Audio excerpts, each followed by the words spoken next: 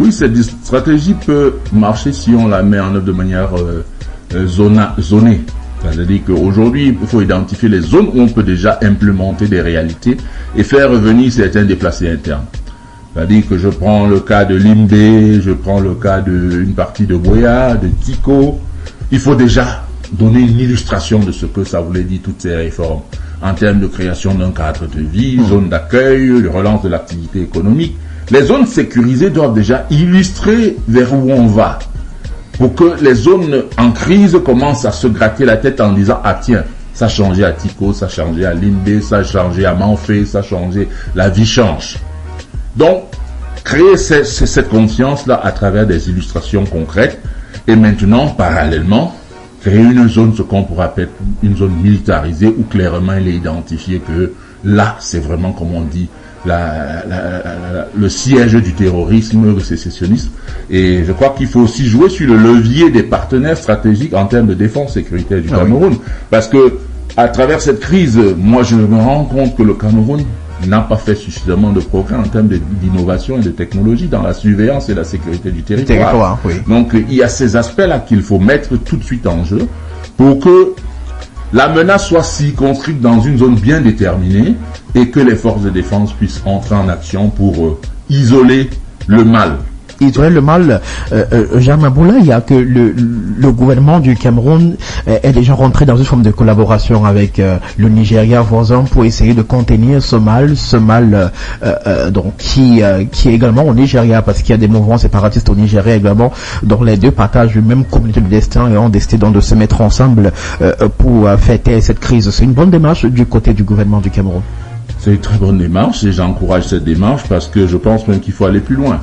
Il faut mettre un comité mixte de surveillance du territoire avec les moyens technologiques militaires qui vont avec pour que chaque mouvement sécessionniste terroriste soit identifié dans son secteur et puisse être isolé. Et donc pour qu'il n'y ait pas cette prolifération de jeunes qui se promènent avec des lance-roquettes à gauche et à droite. Donc si on peut mettre en place cette cellule mixte nigéro-camerounaise et élargi à d'autres partenaires stratégiques pour la surveillance millimètre par millimètre carré de chaque parcelle de notre territoire, ce serait un acquis pour permettre à l'État du Cameroun de vraiment isoler le mal et puis d'en finir avec cette crise, parce que c'est le fait qu'il n'y ait pas cette approche stratégique localisée et opérationnelle qui fait en sorte que nous soyons surpris par des tirs, des lance-roquettes et tout ça. Et pour plusieurs d'autres aspects, je crois que ça reste ça doit rester du domaine de la pure stratégie interne.